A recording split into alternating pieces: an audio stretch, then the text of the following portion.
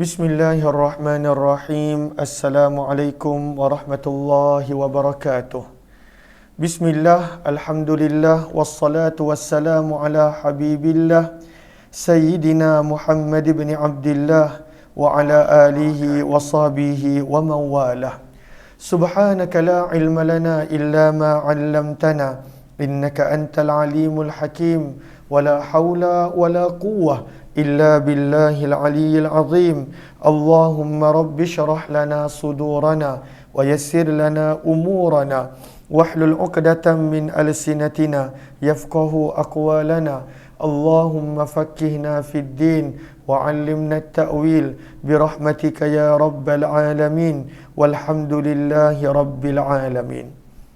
Alhamdulillah, summa alhamdulillah, syukur kepada Allah Subhanahu wa taala di atas segala nikmat, peluang, kurniaan, kesempatan. Selawat dan salam untuk junjungan mulia kekasih Allah, kekasih kita, baginda Rasul sallallahu alaihi wasallam. Mudah-mudahan kita dapat sentiasa membasahkan lidah kita dengan berselawat, dapat mengamalkan sunnah-sunnah baginda dalam kehidupan seharian, dan mudah-mudahan kita beroleh syafaat baginda Rasul sallallahu alaihi wasallam. InsyaAllah pada malam ni kita nak baca sedikit beberapa sabdaan Nabi SAW. Saya tak sempat nak baca pada hari ini banyak sebab ada beberapa perkara dan urusan. Kita nak sambung daripada bab yang ke-8. Masih lagi berkenaan tentang hadis-hadis yang berkaitan dengan memburu. Lalu kita telah belajar bahawa Nabi dan Al-Quran mengizinkan untuk memburu menggunakan binatang-binatang pemburu yang telah terlatih, seperti anjing yang telah dilatih, burung-burung seperti helang, bahkan boleh mengguna pada waktu itu cheetah ataupun Allahumma salli ala sayyidina Muhammad, binatang pemburu, dan syaratnya adalah pada waktu itu telah terlatih. Namun pada kali ini kita telah tiba pada bab yang berkenaan tentang boleh tak kita makan binatang yang pada waktu itu dijadikan sebagai satu sasaran, dan binatang ni pada waktu itu dipanah dan kemudian mati. Maka adakah binatang yang dijadikan sebagai sasaran pada waktu itu boleh dimakan dan dikira sebagai binatang buruan ataupun tidak boleh? Maka ini yang kita nak lihat. Maka bab yang ke-8 kata Imam Tirmizi, babu ma jaa, bab pada hadis yang telah datang fi karahiyati, pada tidak boleh. Makruh di sini memberi maksud tidak boleh. Tidak boleh akli, untuk makan al-masburah, binatang yang dijadikan sebagai sasaran. Sebab itu kita boleh lihat kepada Allahumma salli ala sayyidina Muhammad sahara pada baris yang pertama, kata para ulama, aitun sab, binatang yang pada waktu itu dijadikan, waturma, dan dipanah ataupun dipanah, ditembak ke arahnya sehinggalah ia mati, dan ianya tak boleh dimakan. Sebab ianya bukan binatang yang diburu, tapi binatang yang nak dijadikan sebagai sasaran. Sama ada binatang tu diikat ataupun tak diikat, bebas. Apabila binatang itu tujuannya bukan untuk diburu, tetapi tujuannya untuk dijadikan sebagai sasaran semata-mata, maka Nabi SAW tidak izinkan untuk dimakan. Riwayat 1458. Wa bi ilai qala hadatsana Abu Quraib qala hadatsana Abdul Rahim bin Sulaiman an Abi Ayyub al-Afriqi an Safwan bin Sulaim an Sa'id bin al-Musayyab an Abi Darda radhiyallahu anhu qala, daripada Abu Darda radhiyallahu anhu, beliau berkata Nabi SAW telah melarang an aklil mujassamah, daripada makan al-mujassamah. Apakah mujassamah? Mujassamah dan masburah adalah makna yang sama. Maka sebab itu perawi terangkan, wahia, dan ia adalah allati, binatang yang tusbaru, dipanah hingga mati, dalam kurungan sebagai sasaran. Binatang yang dipanah hingga mati sebagai sasaran tanpa disembelih, bin nabal, dengan anak panah ataupun dengan apa-apa. Pada waktu itu tujuannya untuk dijadikan sasaran. Tapi kalaulah dia masih ada nyawa-nyawa, kita sembelih, boleh je makan. Tetapi Kalaulah pada waktu itu sekadar dia nak dijadikan sasaran dan kemudian mati dalam keadaan tak disembelih, maka tidak dikategorikan sebagai binatang buruan, lalu tak boleh makan. Dan dalam bab ini ada juga riwayat daripada Irbad bin Sariyah, Anas bin Malik, Abdullah bin Umar, Abdullah bin Abbas, Jabir bin Abdullah, Abu Hurairah radhiyallahu anhu. Hadis Abu Darda adalah hadis yang gharib kata Imam Tirmizi. Riwayat yang ke-1459.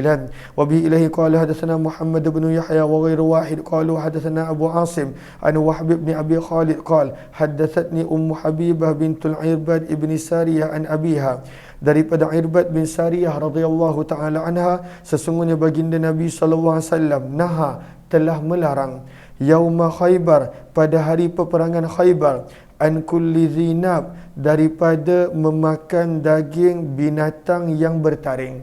Maka binatang yang bertaring, binatang pemburu yang bertaring, tidak boleh makan dagingnya.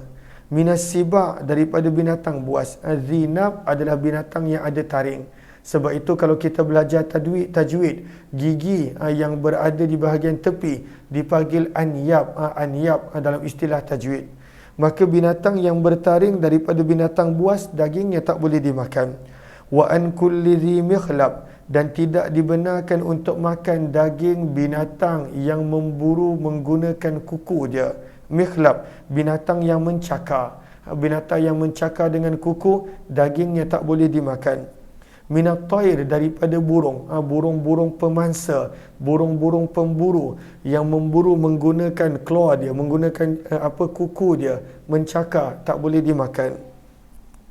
Wa an luhumil humuril ahliyah, Nabi larang daripada makan akan keldai. Orang Arab panggil keldai adalah humurul ahliyah, keldai jinak. Kalaulah pada waktu itu humurul wahsyiyah, itu adalah zebra. Zebra dipanggil humurul wahsyiyah. Maka Nabi tak benar makan daging, tak benarkan untuk makan daging keldai. Wa anil mujassamah, dan Nabi SAW melarang daripada makan daging binatang yang mati sebagai sasaran panah dan bukan kerana disembelih. Wa anil khalisah, dan pada waktu itu Nabi SAW melarang daripada memakan daging binatang yang diserang oleh binatang buas yang lain. Apakah khalisah? Nanti akan diterangkan. Khalisah ni contoh, ada binatang seperti singa, pada waktu itu tangkap dia. Tangkap katakanlah rusa. Dan pada waktu itu rusa ni mati pada tangan pada mulut singa. Dan kita pun berjaya halau singa, adakah boleh kita makan binatang tersebut? Tidak boleh. Maka apakah al-khalisah? Al-khalisah adalah binatang. Sebab itu lihat kepada qawata pada baris yang kedua, wahiyallati yakhtalisuha, ianya adalah binatang yang kita berjaya rampas, minas sabu', daripada binatang buas, wala yudraku zakatuha, namun tidak sempat sembelih. Binatang tu kita berjaya rampas daripada binatang buas, tapi belum sempat sembelih, mati. Maka itu dipanggil khalisah, tak boleh makan. Sebab kita tak sembelih dia, dan binatang buas tadi pun bukan binatang yang kita latih untuk memburu, maka daging binatang yang mati tadi tidak halal. Maka sabda Nabi, wa anil khalisah, dan Nabi telah melarang daripada memakan daging binatang yang diserang oleh binatang buas yang lain. Wa an tuta'al habala, dan tidak boleh memakan binatang yang sedang mengandung sehinggalah yada'na, ia melahirkan apa yang ada dalam kandungan dia. Walaupun pada waktu itu kalaulah disembelih boleh, tapi Nabi larang. Kalaulah pada waktu itu binatang yang mengandung, jangan pada waktu itu disembelih. Tapi nanti kita akan belajar zakatul janin, zakatul penyembelihan ibu adalah penyembelihan untuk anak yang berada dalam kandungan juga. Tapi Nabi larang kerana pada waktu itu masih ada nyawa dalam perut dia. Tapi kalaulah tak tahu disembelih, maka sebenarnya adalah halal. Berkata Muhammad bin Yahya Al-Quta'i, telah ditanya kepada Abu Asim berkenaan tentang apakah maksud sabdaan Nabi Al-Mujassamah. Maka beliau berkata, ayyun sabat tayru, seekor burung dijadikan sebagai sasaran. Yunsaba maksudnya dijadikan sebagai sasaran. At-tayru seekor burung. Awisyai'u ataupun apa-apa haiwan. Gariskan minal haiwan, bawah tu gariskan. fayurma, maka dipanah kepada burung tadi ataupun binatang tadi. Dan ditanya apakah maksud perkataan sabdaan Nabi al-khalisah, maka beliau menjawab, az-zi'bu, serigala, awis sabu, ataupun binatang buas, yudrikuhur rajul, yang berjaya ditangkap oleh seseorang, fayakhudhu, maka orang tersebut mengambil, minhu, daripada binatang buas ataupun serigala tadi, dalam kurungan kena tambah binatang yang telah mati dekat mulut dia ataupun pada miliknya, fayamutu, maka telah mati binatang yang telah diburu tadi, fi yadihi, pada tangan orang tersebut sebelum sempat dia sembelih. Kalaulah dia sempat sembelih tak ada masalah, tapi tak sempat sembelih, contohnya serigala pergi tangkap arnab, kita pun berjaya tangkap serigala dan kita ambil arnab tadi, bila kita ambil dah mati, maka tak boleh dimakan sebab ianya tak disembelih dan bukannya mati kerana binatang buruan yang kita telah latih, maka tak boleh makan. Sebab itu lihat kepada Sahara pada baris yang ketiga, fihi taqdim wa ta'khir. Apakah al-khalisah? Hiyal lati, ianya adalah binatang, tu'khadhu, yang kita berjaya ambil, minaz-zi'bi, daripada serigala ataupun as-sabu, binatang buas. Fatamutu, maka binatang yang kita ambil daripada mulut serigala ataupun binatang buas tadi mati sebelum sempat kita sembelih, maka itu adalah al-khalisah, binatang itu tak boleh dimakan. Kata Imam Tirmizi riwayat 1460, wa bihi ilaihi qala hadatsana Muhammad bin Abdul A'la qala hadatsana Abdul Razzaq an Thawri an Simak an Ikrimah an Ibn Abbas, daripada Abdullah bin Abbas radhiyallahu anhu, beliau berkata Nabi SAW telah melarang an yuttakhadha syai'un, untuk menjadikan sesuatu binatang, fihi ruh, yang bernyawa, gharadan, sebagai sasaran. Maka hadis ini menerangkan apakah maksud dua hadis mujassamah sebelum ini. Maka Nabi tak benarkan untuk dijadikan binatang sebagai sasaran. Kan kita nampak kebiasaan orang, dia memburu sekadar nak menjadi sasaran, maka itu salah, tak boleh. Kalaulah pada waktu itu nak memburu, manfaatkan daripada daging tadi, jangan dijadikan binatang buruan sebagai sasaran. Sebab pada waktu itu dilarang oleh Nabi SAW. Bab yang ke-9, bab pada hadis berkenaan zakatil janin, adakah perlu menyembelih binatang yang ada dalam perut dan kandungan ibu dia. Kalaulah contohnya kita sembelih lembu, bila sembelih rupanya dalam dia ada baby yang kita tak perasan, ada janin yang kita tak perasan, adakah kena sembelih lagi sekali? Ini hadis-hadis dia. Riwayat yang kita sedang baca kitab hadis Imam Tirmizi rahimahullahu taala, riwayat 1461, wa bi ilayhi qala hadatsana Muhammad bin Bashar qala hadatsana Yahya bin Sa'id an Mujalid tahwil, wa bi ilayhi qala hadatsana Sufyan bin Waqi' qala hadatsana Hafs bin Ghiyath an Mujalid an Abil Waddaq an Abi Sa'id, daripada Abu Sa'id Al-Khudri radhiyallahu anhu. Namun sebelum kita baca, kita lihat dulu catatan syayakha. Maka pada syayakha, maka kata para ulama, in kharajal janin min batni ummihi hayya, kalaulah anak yang keluar daripada perut ibu yang telah kena sembelih tadi, mak dia kena sembelih, maka ketika mana mak dia kena sembelih, keluar anak dia dalam keadaan masih hidup, maka para ulama sepakat fayajibu zabhu bil ittifaq, maka binatang itu kalaulah nak dimakan, dia kena sembelih asing, sebab dia keluar selepas kematian ibu dia dalam keadaan bernyawa, maka kena sembelih lagi sekali. Kalaulah kita nak makan dagingnya, kalau kita tak makan, kita boleh biarkan dia hidup. Maka itu satu. Wala yakunu zakatu ummihi zabhu, dan tak dikira penyembelihan ibu sebagai penyembelihan dia sebab dia masih hidup, dia tak mati bila keluar daripada ibunya yang telah meninggal dunia apabila disembelih tadi. Wa in kharaja mayyita, tapi kalaulah pada waktu itu janin yang ada dalam perut, bila kita sembelih lembu betina dan kita tak tahu dalam perut dia ada kandungan, bila kita sembelih maka keluar kandungan dalam keadaan telah mati, maka kata para ulama pada waktu itu tak ada masalah, boleh terus makan. Kenapa? Sebab hadis yang kita bakal baca nanti, Nabi bersabda penyembelihan ibu adalah penyembelihan untuk anak yang dalam kandungan dia.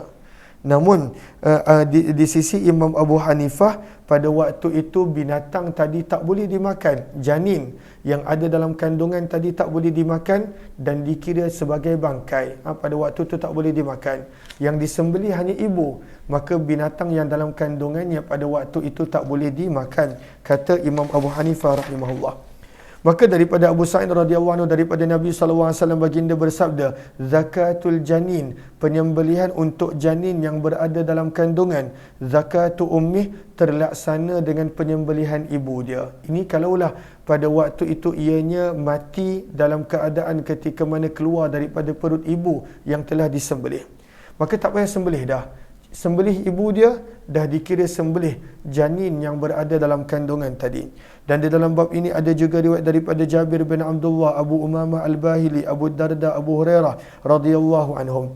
Hadis ini adalah hadis yang hasan dan sungguh telah diriwayatkan daripada sanad yang lain daripada Abu Sa'id, dan beramal pada hadis ini di sisi ahli ilmu daripada kalangan sahabat Nabi SAW dan selain mereka. Dan itu adalah pandangan Sufyan Ats-Tsauri, Abdullah bin Mubarak, Imam Syafi'i, Imam Ahmad dan Imam Ishaq. Dan perawi yang bernama Abul Wadda, nama penuhnya adalah Jabar bin Nauf.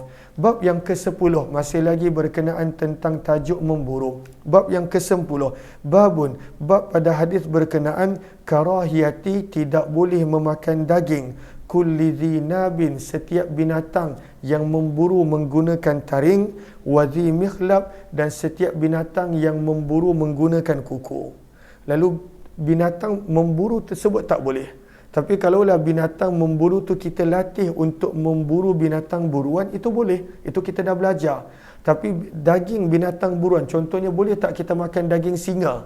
Maka singa memburu pada waktu tu dengan taring dia, maka tak boleh.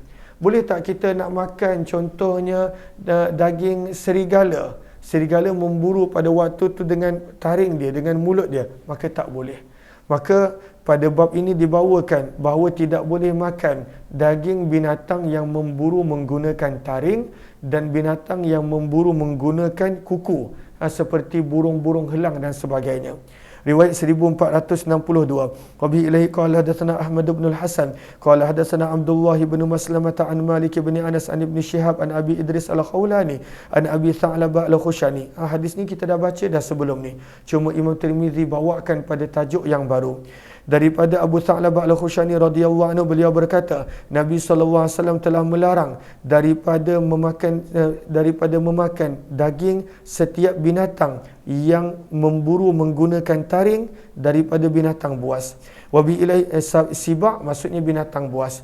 Wabi ilaihi qala hadatsana Sa'id bin Abdul Rahman wa ghairu wahid qalu hadatsana Sufyan an Az-Zuhri bi hadzal isnad nahwa. Hadza hadis hasan. Hadis ini adalah hadis yang hasan sahih. Dan Abu Idris Al-Khawlani, nama penuhnya adalah A'izullah bin Abdullah. Nama dia dahsyat, A'izullah, orang yang berlindung kepada Allah. A'izullah bin Abdullah nama penuhnya. Riwayat 1463. Wa bi ilaihi qala hadatsana Mahmud bin Ghailan qala hadatsana Abu Nadri qala hadatsana Ikrimah bin Ammar an Yahya bin Abi Katsir an Abi Salamah an Jabir bin Abdullah radhiyallahu anhu. Daripada Jabir radhiyallahu anhu, beliau berkata, harrama Rasulullah sallallahu alaihi wasallam, baginda Nabi sallallahu alaihi wasallam telah mengharamkan pada peperangan Khaybar al-humur al-insiyah, keldai, waluhum al-bighal, daging bagal. Apakah bagal? Kacukan di antara kuda dan keldai, maka dipanggil bagal. Ataupun bahasa orang putih ni mule, tak silap, M-U-L-E. Saya salah, bagal, bahasa Melayu panggil bagal, sama macam bahasa Arab. Maka daging bagal Nabi larang untuk makan. Wakulla, dan Nabi melarang memakan daging setiap binatang yang memburu zinabin menggunakan taring, minas siba', daripada binatang buas, wa dhi mikhlab, dan Nabi melarang memakan daging binatang yang menggunakan kuku untuk memburu daripada burung-burung. Dan di dalam bab ini ada juga riwayat daripada Abu Hurairah, Irbad bin Sariyah, Abdullah bin Abbas, dan hadis Jabir adalah hadis yang hasan gharib, kata Imam Tirmizi. Riwayat 1464. Wa bi ilaihi qala hadatsana Qutaibah qala hadatsana Abdul Aziz bin Muhammad an Muhammad bin Amr an Nabi Salamah Nabi Hurairah radhiyallahu anhu, daripada Abu Hurairah radhiyallahu taala anhu, daripada sesungguhnya baginda Nabi sallallahu alaihi wasallam harrama, telah mengharamkan kulladzi nabin, setiap binatang yang bertaring daripada binatang buas. Nabi tak benarkan untuk makan daging mereka. Hadis ini adalah hadis yang hasan dan beramal pada hadis ini di sisi majoriti ahli ilmu daripada kalangan sahabat Nabi dan selain mereka. Dan itulah pandangan Abdullah bin Mubarak, Imam Syafi'i, Imam Ahmad dan juga Ishaq bin Rahway.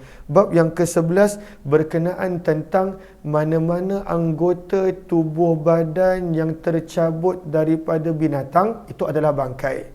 Lalu kalaulah contohnya sedang kita memburu, pada waktu itu kita berjaya nak memburu rusa contoh, tiba-tiba pada waktu itu bahagian daging belakang dia tercabut, kena langgar dengan apa-apa ke, walaupun banyak, tak boleh makan. Apa-apa bahagian binatang yang terpisah daripada binatang dalam keadaan dia masih hidup, maka sabda Nabi ini adalah bangkai, tak boleh makan. Bab yang ke-11, bab pada hadis yang telah datang berkenaan ma quti'a, apa-apa yang terpotong ataupun terpisah ataupun terputus minal hayy, daripada binatang yang masih hidup, fahuwa mayyit, maka itu dikira sebagai bangkai, tak boleh makan. Walaupun binatang tu mati kemudian, maka yang mati kemudian tu disebabkan buruan kita boleh, tapi yang terputus, yang terpisah daripada binatang tu waktu dihidup, maka itu tak boleh. Itu adalah bangkai sabda Nabi. Riwayat 1465. Wa bi ilaihi qala hadatsana Muhammad bin Abdul A'la As-San'ani qala hadatsana Salamah bin Raja qala hadatsana Abdul Rahman bin Abdullah bin Dinar an Zaid bin Aslam an Atha bin Yasar an Nabi Waqid al-Laythi, daripada sahabat Nabi yang bernama Abu Waqid al-Laythi radhiyallahu taala anhu, beliau berkata, qadiman Nabi sallallahu alaihi wasallam al-Madinah, Nabi sallallahu alaihi wasallam telah datang ke Madinah. Dan pada waktu Nabi datang ke Madinah, orang Madinah ni ada perangai pelik. Apa perangai mereka? Wahum yajubun, mereka suka memotong asnimatal ibil, bonggol unta, dipanggil bonggol kan, bonggol unta waktu masih hidup. Waktu masih hidup mereka suka potong bonggol unta. Zalim, kejam, tapi itu perangai orang Madinah waktu Nabi mula-mula hijrah ke Madinah. Wa yaqta'un, dan mereka potong aliyatil ghanam, daging yang berada pada bahagian punggung kambing. Aliyatil ghanam, aliyat maksudnya daging yang berada di bahagian punggung kambing. Maka Nabi bersabda, tak boleh makan tu. Sabda Nabi, ma yuqta'u minal bahimah, apa-apa yang terpotong ataupun terputus daripada binatang, wahiyya hayyah, dalam keadaan dia masih hidup, fahuwa maitah, maka itu adalah bangkai, tak boleh makan walaupun banyak macam mana sekalipun daging tersebut. Wa bi ilayhi qala hadatsana Ibrahim bin Yaqub qala hadatsana Abu Nadri an Abdurrahman bin Abdullah bin Dinar nahwa, riwayat yang lebih kurang sama. Hadis ini adalah hadis hasan gharib, kami tidak mengetahuinya kecuali daripada periwayatan Zaid bin Aslam, dan beramal pada hadis ini di sisi ahli ilmu. Dan Abu Waqid al-Laythi nama penuhnya adalah Al-Harith bin Auf radhiyallahu taala anhu, sahabat Nabi ni. Cumanya hadisnya tak banyak, maka kita tak kenal siapa namanya. Abu Waqid al-Laythi, nama penuhnya Al-Harith bin Auf radhiyallahu anhum. Ini kelebihan Imam Tirmizi. Imam Tirmizi punya kelebihan, dia kongsikan nama-nama perawi yang kita tak kenal, berbeza dengan kitab hadis yang lain. Bab yang ke-12 berkenaan tentang dekat mana nak sembelih. Dekat mana nak sembelih? Maka nak sembelih pada waktu itu di antara labbah. Labbah pada waktu itu dekat pangkal leher dan juga halkum kerongkong, maka di situ adalah nak disembelih di situ. Tapi kalaulah nak sembelih urat mana yang putus, urat udara dan juga urat makan, urat makanan dan saluran makanan dan saluran udara, itu adalah urat yang kena putus. Lebih kurang 3 urat. Saluran makanan dan juga urat pernafasan, itu adalah sekurang-kurangnya 3 urat yang kena putus. Tapi nak sembelih dekat mana? Ini bab dia. Babun, bab pada hadis berkenaan fil zakati, pada penyembelihan, fil halaq, pada kerongkong, pada halkum, wal labbah, dan juga pada pangkal leher. Di sini adalah tempat disembelih, pangkal leher. Riwayat 1466. Wa bi ilayhi qala hadatsana Hannad wa Muhammad ibn al-Ala qala hadatsana Waqi' an Hammad ibn Salamah tahwil. Wa bi ilayhi qala hadatsana Ahmad ibn Mani' qala hadatsana Yazid ibn Harun qala hadatsana Hammad ibn Salamah an Abil Ushara an abihi radhiyallahu ta'ala anhu qala qultu ya Rasulullah. Abul Ushara telah berkata, ayah kepada Abul Ushara telah berkata, wahai utusan Allah, ama takunu zakatu illa fil halqi wal labbah, bukankah penyembelihan itu dilakukan pada kerongkong dan pangkal leher, maka sabda Nabi SAW, lau ta'anta, kalaulah engkau menikam fi fakhidhiha, pada peha binatang sekalipun, la ajza'a anka, maka sebenarnya mencukupi. Kenapa kalau cocok pada binatang punya peha pun mencukupi sebagai penyembelihan? Tak, jangan salah faham. Ada kisah dia. Sebab itu lihat kepada Arafah. Maka kata para ulama, sebenarnya Nabi kata bukan sekadar pada leher dan juga pada pangkal, pada kerongkong dan pangkal leher. Sebenarnya mana-mana anggota badan boleh disembelih. Sebenarnya kata para ulama, hadza zakat ittirariyah. Ini adalah penyembelihan waktu terpaksa. Waktu terpaksa dalam fiqh, ini dalilnya. Kalaulah contoh pada waktu tu lembu, korban contohnya, terperosok masuk dalam lubang, tak boleh nak keluar. Dan tak boleh nak selamatkan. Kalaulah dibiar macam tu mati begitu, maka akan jadi bangkai, tak boleh makan. Maka penyembelihan waktu terpaksa sabda Nabi, boleh sembelih mana-mana. Cocok dia pada badan dia, baca bismillah, ya Allah akbar, cocok pada badan dia.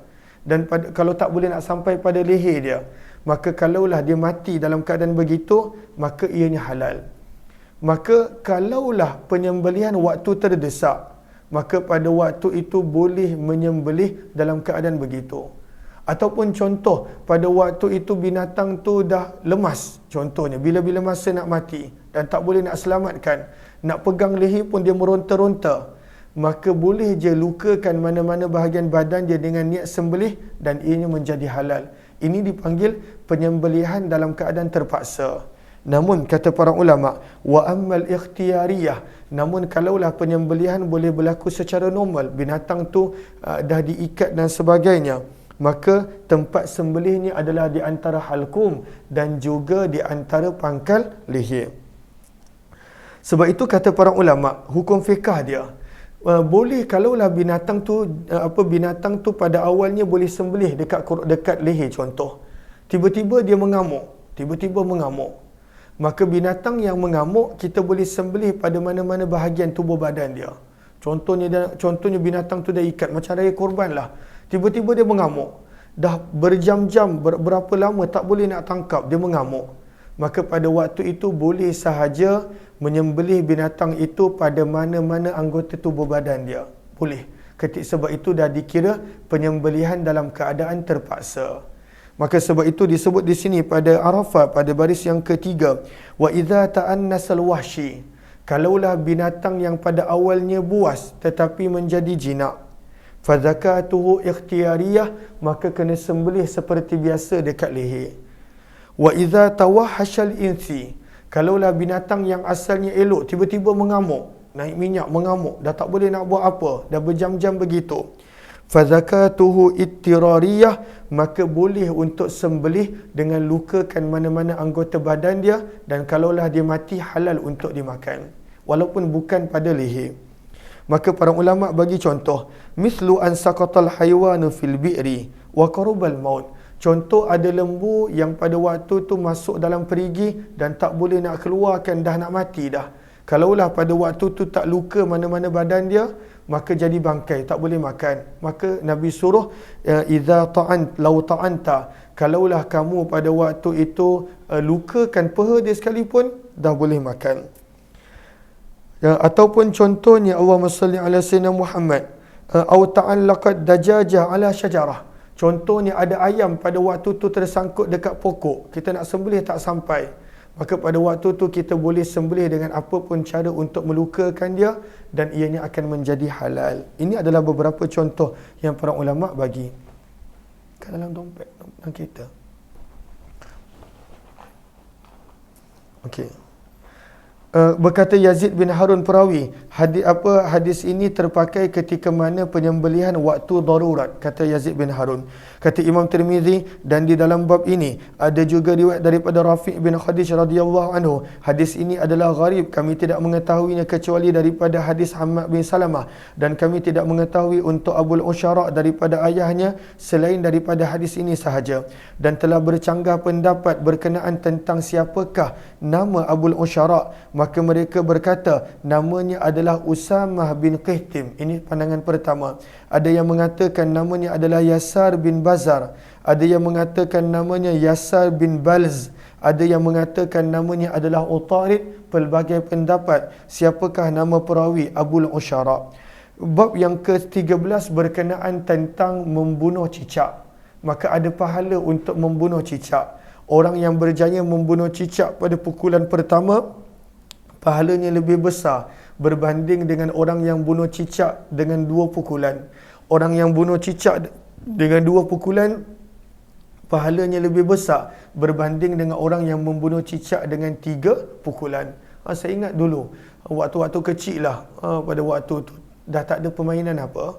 Waktu tu belajar dekat surau section 3. Dan pada waktu tu banyak sangat cicak.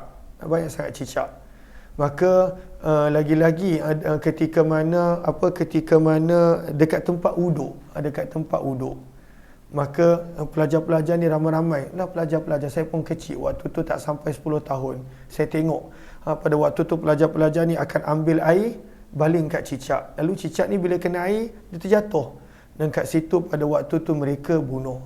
Itu adalah bukan permainan, maksudnya aktiviti pelajar-pelajar pada waktu itu. Maka berkenaan tentang membunuh cicak, para ulama berbeza pendapat. Kenapa Nabi SAW pada waktu itu menggalakkan untuk membunuh cicak? Maka pada waktu itu Allahumma salli ala sayyidina Muhammad dalam syarah pada baris yang kedua, li'annahu akhbath minal khaba'ith, kerana ianya adalah binatang yang nakal. Ada yang mengatakan begitu.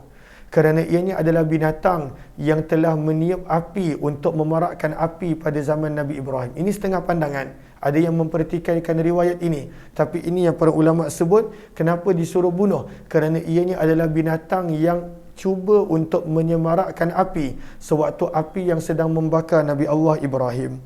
Maka ini adalah ada yang berpandangan begitu.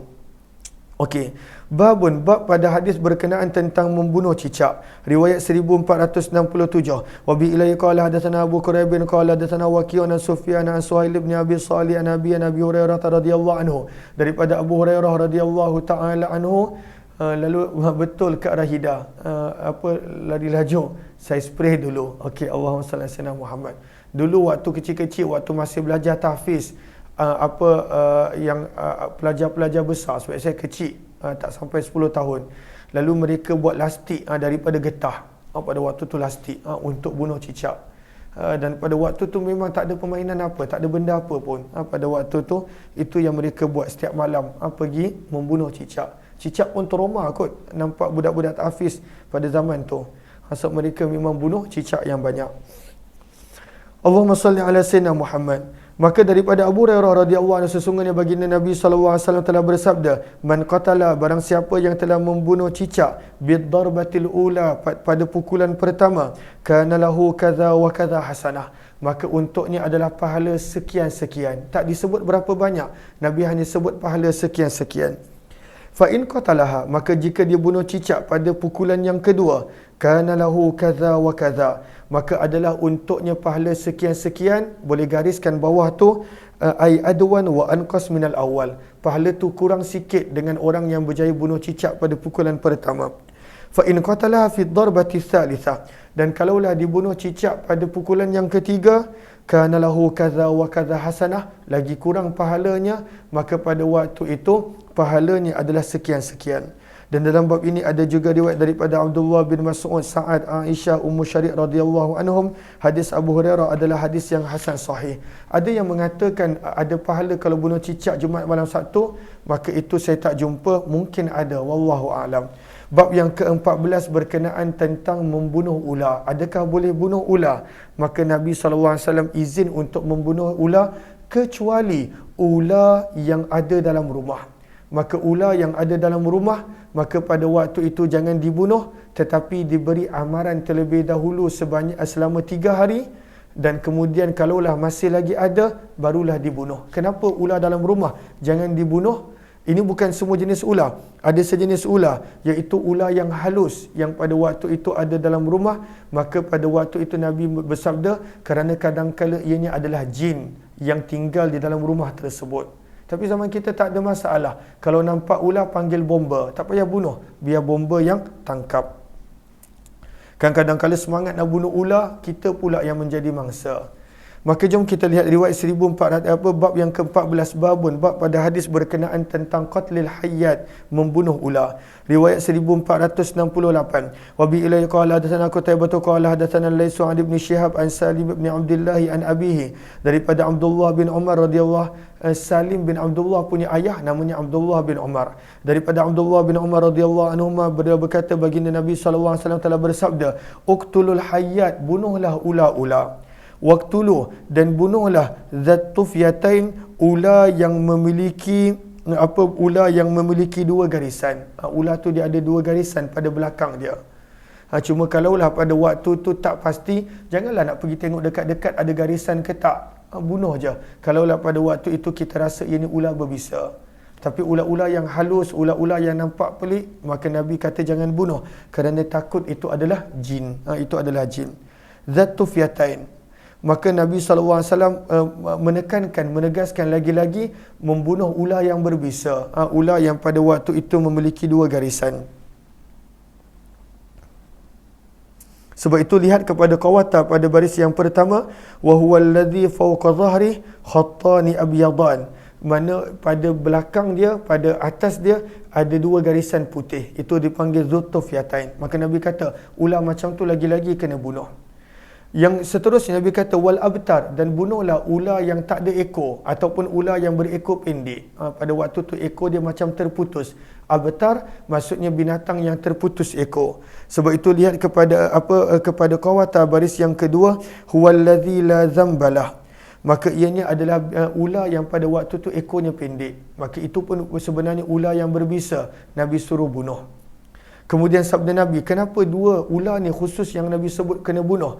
Zutufyatain dan abtar, ular yang ada dua garisan putih dan ular yang pendek ekornya ataupun terputus ekornya. Fa innahuma yaltamisanil basar, kerana kedua ular ini mempunyai racun yang boleh membutakan mata. Wa yusqitanil habal, dan mempunyai racun yang boleh menggugurkan kandungan. Ada ular yang beracun. Maka daripada sini kita belajar ular yang beracun pada waktu itu lagi-lagi kena bunuh. Dan di dalam bab ini ada juga riwayat daripada Abdullah bin Mas'ud, Ummul Mukminin Aisyah, Abu Hurairah, Sahal bin Sa'ad, dan hadis ini adalah hadis yang hasan sahih. Riwayat yang ke-1469, dan sungguh telah diriwayatkan daripada Abdullah bin Umar daripada sahabat Nabi Abu Lubabah radhiyallahu anhu, sesungguhnya Nabi sallallahu alaihi wasallam telah melarang ba'da zalika, setelah Nabi suruh bunuh ular, selepas Nabi suruh bunuh ular, selepas tu Nabi larang daripada membunuh an qatli jinnanil buyut, membunuh pada waktu itu jin-jin yang berada dalam rumah, iaitu jin-jin yang berupa berbentuk ular. Maka pada waktu itu apakah jinnan ni bukan maksud jin, tapi maksudnya adalah jan ni ular. Maka apakah jan adalah al-hayyatud daqiqah, ular yang pada waktu itu halus, ular yang nipis, ular yang halus. Al-hayyatud daqiqah ada dua makna. Sebahagian bermaksud al-hayyatud daqiqah ular yang halus-halus, maka tu jangan bunuh, kadang-kadang kalau ia ni adalah jin.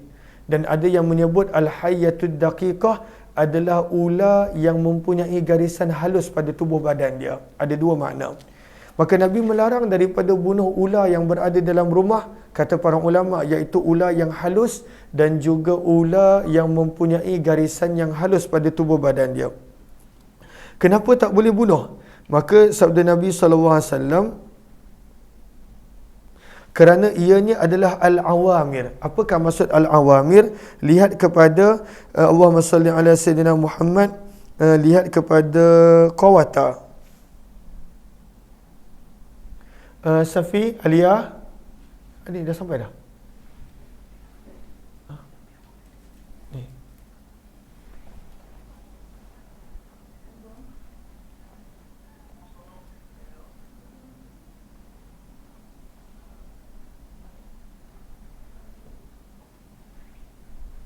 Tak ada kereta. Dah check betul-betul lah. Wah, kursi semua. Baru tadi Habib pakai.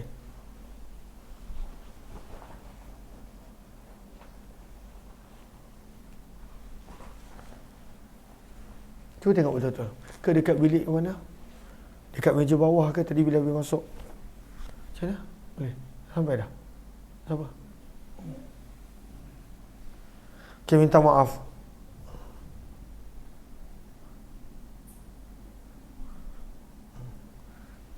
Nak bayar Grab, tak jumpa dompet saya. Okey. Allahumma salli ala sayyidina Muhammad. Saya pun lupa mana saya letak dompet. Okey. Allahumma salli ala sayyidina Muhammad. Maka apakah al-awamir? Al-awamir bermaksud penghuni. Jin-jin penghuni. Sebab itu kita lihat kepada Allahumma salli ala sayyidina Muhammad, sahara pada baris yang kedua daripada bawah, iaitu al-hayyatul lati takunu fil buyut. Nabi larang daripada membunuh sembarangan ular yang ada dalam rumah.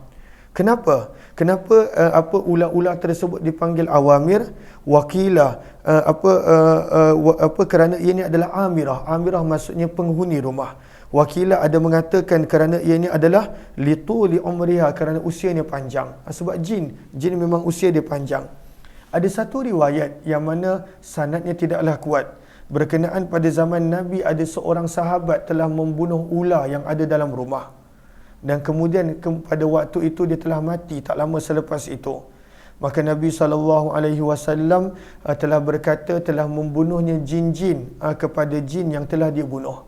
Maka sebab itu Nabi SAW larang daripada membunuh ular-ular yang berada dalam rumah. Kecuali kalau memang ular itu berbisa. Sebab jin yang berbentuk ular jarang pada waktu itu berbentuk dalam keadaan ular yang berbisa. Ianya adalah ular-ular yang halus, ular-ular yang jenis yang jarang dinampak. Maka sabda Nabi SAW, kata Imam Tirmizi, dan diriwayatkan daripada Abdullah bin Umar, daripada Zaid bin Khattab radhiyallahu anhu juga, berkata Abdullah bin Mubarak, tidak dibenarkan untuk membunuh ular adalah al-hayyatul lati, ular yang takunu daqiqatan, pada waktu itu ianya mempunyai garis halus, ka'annaha fiddah, seperti berwarna perak. Maksudnya dia ada garis halus putih satu. Wala taltawi fi masyatiha, dan dia tak berjalan bengkang-bengkok. Ular ni jalan lurus dia. Maka itu adalah tanda-tanda, kata Abdullah bin Mubarak, itu adalah jin. Wallahu alam.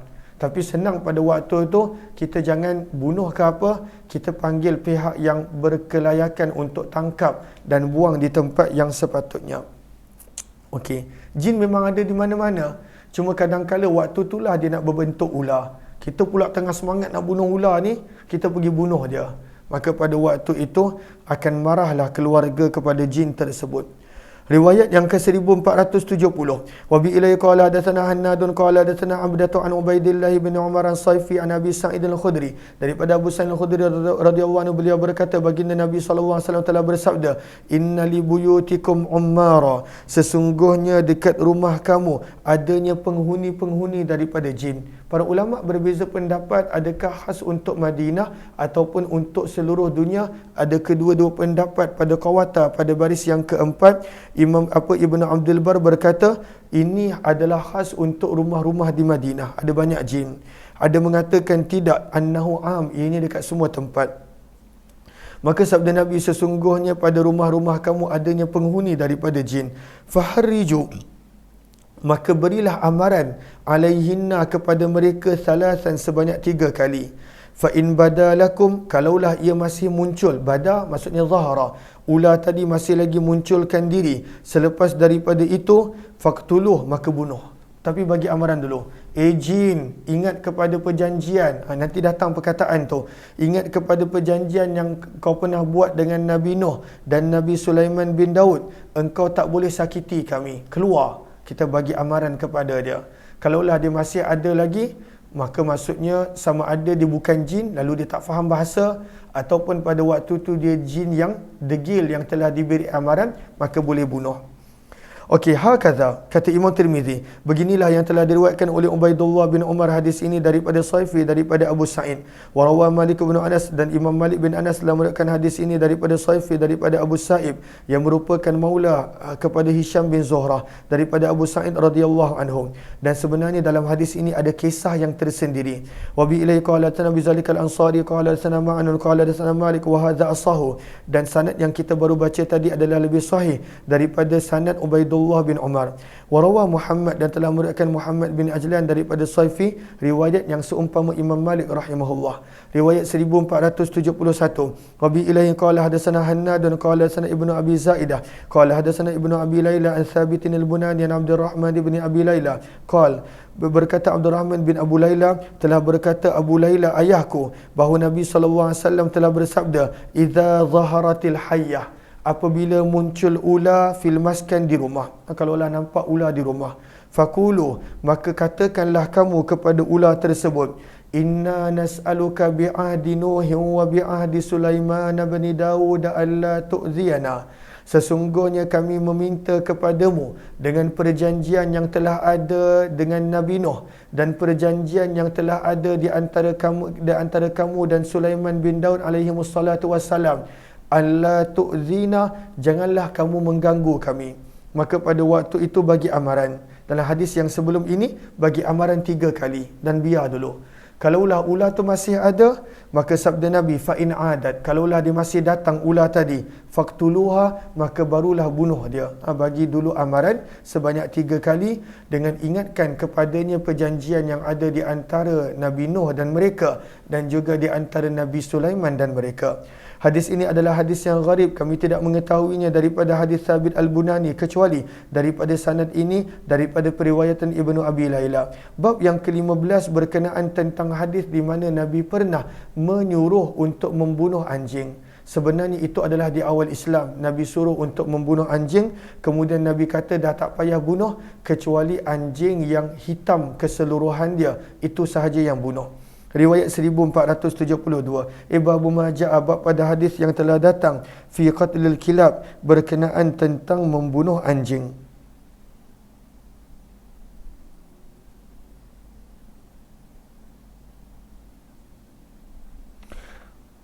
Okey. Riwayat yang ke-1472. Lalu ada beberapa anjing yang pada waktu itu boleh disimpan untuk keperluan. Apakah anjing-anjing yang Nabi sebenarnya sebut sebagai keperluan, kita akan baca. Namun kita boleh lihat pada waktu itu Allahumma salli ala sayyidina Muhammad, baris yang kedua syaikha daripada bawah. Maka contohnya pada waktu itu adalah anjing anjing untuk masyiyah, untuk anjing untuk binatang ternakan, hirasah, anjing untuk penjagaan, anjing untuk menjaga tanaman, dan anjing untuk memburu. Ini anjing-anjing yang Nabi benarkan pada waktu itu untuk disimpan untuk keperluan. Anjing untuk keselamatan, anjing untuk menjaga binatang ternakan, anjing, kalau tak ada anjing jaga binatang ternakan nanti serigala datang. Kemudian anjing untuk menjaga tanaman, dan yang keempat adalah anjing untuk memburu. Ini adalah anjing-anjing yang Nabi SAW izinkan untuk ada. Allahumma salli ala habibina Muhammad wa ala alihi washabi ajma'in. Maka ada hadis berkenaan tentang membunuh anjing. Kata Imam Tirmizi, ini adalah hadis dan perintah di awal Islam. Jom kita lihat bab yang ke-15, riwayat 1472. Wa bi ilaihi qala hadatsana Ahmad bin Mani qala hadatsana Hushaimun qala hadatsana Mansur bin Zazan wa Yunus an al-Hasan an Abdullah bin Mughaffal, daripada Abdullah bin Mughaffal radhiyallahu anhu, beliau berkata, baginda Nabi SAW telah bersabda, laula, kalaulah tidak, annal kilaba ummatun minal umam, bahawa sesungguhnya anjing pun termasuk satu ciptaan Allah, satu umat daripada ciptaan Allah, la amartu biqatliha kulliha, nescaya aku akan perintahkan untuk dibunuh semuanya. Maksud sabda Nabi. Daripada sini juga kata para ulama, boleh baca pada syaikha, menghapuskan mana-mana binatang secara keseluruhan itu adalah perbuatan yang Nabi tak suka. Sebab itu sabda Nabi, kalaulah bukan anjing ini salah satu daripada umat-umat makhluk ciptaan Allah, nescaya aku akan perintahkan semuanya dibunuh. Tapi sebenarnya tak boleh. Ada sebab Allah ciptakan makhluk-makhluk tersebut. Maka sebab itu kalaulah ada seseorang menjadi penyebab kepada terhapusnya keseluruhan binatang tersebut, maka itu tak disukai oleh Nabi SAW. Maka sabda Nabi, faqtulu minha, maka bunuhlah kamu daripada anjing, kulla aswada bahim, hanya yang keseluruhannya hitam sahaja. Kenapa anjing hitam keseluruhan sahaja? Kata para ulama, kerana kebiasaannya itu adalah anjing yang nakal, anjing yang pada waktu itu suka mengganggu, anjing yang pada waktu itu dia ganas dan sebagainya. Dan di dalam bab ini ada juga riwayat daripada Abdullah bin Umar, Jabir bin Abdullah, Abu Rafi, Abu Ayyub radhiyallahu anhu. Hadis Abdullah bin Mughaffal adalah hadis yang hasan sahih dan diriwayatkan daripada sebahagian ahli ilmu bahawa sesungguhnya anjing yang hitam itu adalah syaitan. Ada riwayat mengatakan anjing seluruhnya hitam itu adalah syaitan. Alladzi la yakunu fihi, iaitu anjing hitam keseluruhan yang langsung tidak ada padanya sedikit pun keputihan. Dan waqad kariha, dan mengatakan sebahagian daripada sebahagian ulama bahawa tidak boleh memburu menggunakan anjing terlatih hitam keseluruhan dia. Tak boleh. Kalaulah hitam ada warna tak mengapa, jangan semua hitam kesemuanya. Bab yang ke-16 berkenaan tentang orang yang membela anjing tanpa sebab, maka tanpa dia sedar berkurangan pahalanya setiap hari. Kalaulah ada orang bela anjing suka-suka tak ada sebab, maka tak boleh. Sebenarnya pada waktu itu terhakis pahalanya sedikit demi sedikit. Tapi kalaulah ada sebab yang dalam hadis Nabi sebut untuk keselamatan, untuk memburu, untuk menjaga binatang ternakan, untuk menjaga tanaman, maka pada waktu itu adalah boleh. Bab berkenaan tentang hadis berkenaan tentang man amsaka, seseorang yang memelihara kalban, anjing dalam kurungan tanpa keperluan, ma yankusu min ajrih, bahawa akan terkurang pahalanya. Riwayat 1473. Wa bi ilai qala hadatsana Ahmad bin Mani'in qala hadatsana Ismail bin Ibrahim an Ayyub an Nafi' an Ibn Umar, daripada Abdullah bin Umar radhiyallahu taala anhu, beliau berkata baginda Nabi sallallahu alaihi wasallam telah bersabda, man yaqtana, barang siapa yang memelihara anjing, awit takhadha kalban, ataupun pada waktu itu menyimpan anjing, laisa bidarin, bukan untuk memburu. Dar maksudnya untuk memburu. Dia bukan simpan anjing untuk dijadikan sebagai anjing buruan. Wala kalba masyiyah, bukannya anjing untuk menjaga ternakan. Naqasa, akan kurang daripada pahalanya setiap hari kadar 2 kirat. Dan kirat ini bersamaan dengan gunung. Besar banyaknya seperti gunung. Kita dah lah nak buat pahala tak banyak amalan. Lalu kalaulah pada waktu itu simpan anjing tanpa sebab, tanpa keperluan yang dibenarkan, maka terhakis daripada kita pada waktu itu banyak pahala, sabda Nabi sallallahu alaihi wasallam. Dan di dalam bab ini ada juga riwayat daripada Abdullah bin Mughaffal, Abu Hurairah, Sufyan bin Abi Zuhair radhiyallahu anhum. Hadis Abdullah bin Umar adalah hadis yang hasan sahih dan sungguh telah diriwayatkan daripada Nabi sallallahu alaihi wasallam di mana baginda bersabda, dan anjing tanaman. Boleh untuk menyimpan anjing untuk menjaga tanaman. Au kalbar zar'in. Riwayat 1474. Wa bi ilai qala hadatsana Qutaibah qala hadatsana Hammad bin Zaid an Amr bin Dinar an Ibn Umar, daripada Abdullah bin Umar radhiyallahu anhu, sesungguhnya baginda Nabi sallallahu alaihi wasallam telah memerintah untuk membunuh anjing-anjing kecuali anjing untuk berburu, au kalba masyiyah, ataupun anjing untuk menjaga binatang ternakan. Qala, berkata perawi, qila lahu, telah dikatakan kepadanya, sesungguhnya Abu Hurairah ada juga menyebut au kalba zar'in, boleh juga menyimpan anjing untuk tanaman. Maka berkata perawi, inna Abu Hurairah lahu zar'un, sesungguhnya Abu Hurairah pada waktu itu mempunyai tanaman. Maka apakah maksud inna Abu Hurairah lahu zar'un? Maka lihat kepada Arafah pada baris yang kedua, maka Allah minta maaf. Okey. Pada Sahara pada baris yang terakhir, yakni hafizal hadis. Abu Hurairah ingat hadis tersebut li'annahu yahtaju ilaih, kerana hadis tersebut Abu Hurairah perlukan untuk dia ada anjing untuk menjaga tanaman dia. Maka tak salah, bukan semua anjing tak boleh dibela, maka boleh untuk menjaga tanaman, untuk memburu, untuk menjaga binatang ternakan, dan pada sebahagian keadaan, contohnya macam zaman kita, untuk tujuan rescue, untuk tujuan mencari orang yang hilang, maka tak ada masalah.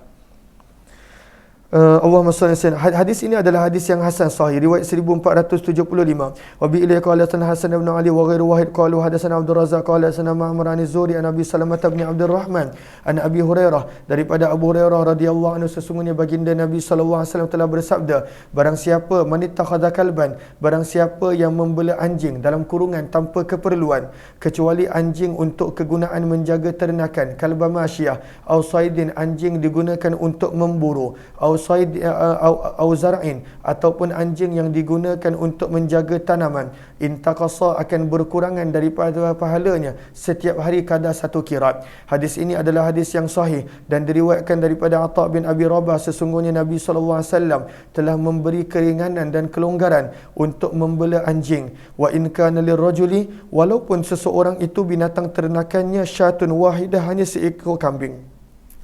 Kan antara anjing yang dibenarkan bela adalah anjing untuk menjaga binatang ternakan. Maka kata Atha bin Abi Rabah, kalaulah dia ada seekor kambing je dan dia nak bela anjing untuk jaga kambing tadi pun boleh. Wabi ilaihi qala hadatsana bizalika Ishaq bin Mansur qala hadatsana Hajjaj bin Muhammad an Jurayj an Ata'im bihadza, riwayat 1476.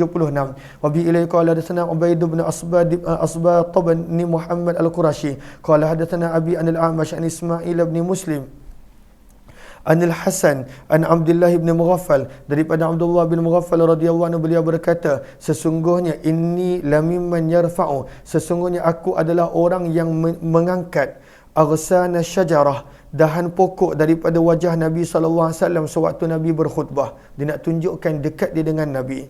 Maka Nabi bersabda, waktu aku tengah pegang ranting-ranting daripada kena pada wajah Nabi, sabda Nabi, laula annal kilaba, kalaulah tidak kerana anjing itu juga termasuk daripada umat, daripada makhluk Allah, la amartu biqatliha, nescaya aku akan perintahkan untuk dibunuh keseluruhannya. Faktulu, maka bunuhlah kamu, minha daripada anjing, kulla aswada bahim, hanya yang hitam keseluruhannya sahaja.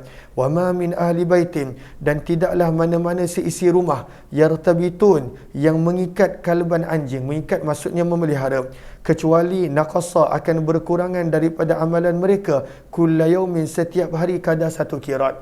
Maksudnya membela anjing tanpa keperluan, rugi amalan, rugi pahala yang dilakukan sebab akan berkurangan pahala. Illa, sabda Nabi, apakah contoh anjing yang dibenarkan? Contohnya anjing untuk kegunaan memburu, au kalba harthin, anjing untuk kegunaan menjaga tanaman, au kalba ghanamin, ataupun anjing untuk menjaga binatang ternakan. Hadis ini adalah hadis yang hasan dan sungguh telah diriwayatkan hadis ini daripada sanad yang berbeza, daripada Hasan, daripada Abdullah bin Mughaffal, daripada Nabi SAW.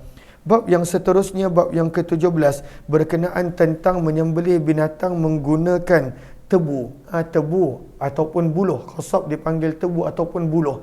Istilahnya dalam kurungan kayu yang tajam. Boleh tak nak menyembelih binatang menggunakan kayu yang tajam? Riwayat 1477, wa bi ilaihi qala hadatsana Hannadun Abul Ahwas an Sa'id bin Masruq an Abayah bin Rifa'ah ibn Rafi' bin Khadij an abihi an jaddihi Rafi' bin Khadij, daripada Rafi' bin Khadij radhiyallahu anhu, beliau berkata, aku telah berkata, wahai utusan Allah, inna nalqal adu, sesungguhnya kami akan bertemu dengan musuh esok hari, walaysat ma'ana mudah, dan kami tak ada pisau untuk menyembelih binatang jika perlu. Maka sabda Nabi SAW, ma anhara, apa-apa yang boleh menumpahkan darah, wa dzukira smullah, dan disebutkan nama Allah pada waktu penyembelihan, fakulu, maka makanlah. Maka sebenarnya apa-apa benda yang tajam, hatta kayu yang tajam, buluh yang tajam, boleh digunakan untuk menyembelih binatang, asalkan tajam. Malam yakun, yang Nabi tak benarkan adalah sinun, gigi. Kalaulah seseorang tu dia ada gigi binatang yang tajam, Nabi tidak benarkan. Au zufrun, ataupun kuku binatang, maka itu Nabi tak benarkan untuk diguna sebagai penyembelihan binatang. Wa sa'uhaddithukum, maka kata perawi, dan aku maklumkan kepada kamu tentang perkara itu. Amma sinmu, maka kenapa Nabi larang daripada gigi? Fa'azmun, kerana itu adalah tulang. Wa amma zufru, dan kenapa Nabi melarang daripada kuku? Famudal Habasyah, kerana itu adalah pisau yang digunakan oleh orang Habsyah. Orang Habsyah pada zaman Nabi, mereka sembelih binatang menggunakan kuku, maka Nabi tidak suka. Wa bi ilaihi qala hadatsana Muhammad bin Bashar qala hadatsana Yahya bin Sa'id an Sufyan ats-Tsauri qala hadatsani abi an Abayah bin Rifa'ah an Rafi' bin Khadij an Nabi sallallahu alaihi wasallam nahwa wa lam yadhkur fi, dan tak disebutkan padanya daripada Abayah daripada ayahnya. Dan riwayat yang kedua ini lebih sahih, dan Abayah telah mendengar daripada Rafi' bin Khadij radhiyallahu anhu, dan telah beramal pada hadis ini. Sebahagian ahli ilmu mereka mengatakan bahawa tidak boleh untuk menyembelih menggunakan gigi walaupun tajam dan menggunakan tulang. Bab yang terakhir pada malam ini, bab yang ke-18. Wa bi ilahi qala hadatsana Hannadun qala hadatsana Abul Ahwas an Sa'id bin Masruq an Abayah bin Rifa'ah bin Rafi' bin Khadij an abihi, daripada Rafi' bin Khadij radhiyallahu anhu, daripada atuknya Rafi' bin Khadij radhiyallahu anhu, beliau berkata, kunna ma'an Nabi sallallahu alaihi wasallam, adalah kami bersama dengan Nabi sallallahu alaihi wasallam di dalam satu permusafiran. Fanadda, maka telah terlepas dan melarikan diri ba'irun, seekor unta daripada unta-unta milik kaum. Walam yakum ma'ahum khailun, dan mereka tidak ada kuda yang boleh mengejar unta yang lari ini. Faramahu, maka telah memanah unta tadi seseorang menggunakan anak panah. Fahabasahullah, maka unta tadi telah ditahan oleh Allah, maksudnya unta tu jatuh mati. Maka Nabi SAW telah bersabda, inna lihadhil bahaim, sesungguhnya pada binatang ternakan ini, awabida, kadangkala ia menjadi liar, ka awabidil washi, seperti mana liarnya binatang buas. Fama fa'ala minha, maka apabila pada waktu itu binatang ternakan ini menjadi buas secara tiba-tiba, faf'alu, maka lakukanlah kamu seperti mana yang kamu lakukan ini. Maksudnya kalaulah binatang tu jadi buas, tak boleh nak tangkap, maka sembelihlah dia dengan apa-apa pun cara yang kita dah belajar tadi, walaupun pada peha dia, walaupun pada badan dia, dan kalaulah dia mati, itu dikira sebagai penyembelihan secara darurah, secara terpaksa. Wa bi ilai qala hadatsana Mahmud bin Ghailan qala hadatsana Waqi' qala hadatsana Sufyan an abihi an Abayah bin Rifa'ah jadi Rafi' bin Khadij an Nabi sallallahu alaihi wasallam nahwa, riwayat yang lebih kurang sama, namun tidak disebutkan pada riwayat ini Abayah daripada ayahnya, dan riwayat ini lebih sahih dan beramal pada hadis ini di sisi ahli ilmu. Dan beginilah yang telah diriwayatkan oleh Syu'bah daripada Sa'id bin Masruq daripada periwayatan Sufyan. InsyaAllah kita akan sambung esok daripada bab yang baru berkenaan tentang korban yang daripada Nabi SAW. Kita jumpa lagi insyaAllah. Terima kasih semua. Assalamualaikum warahmatullahi wabarakatuh.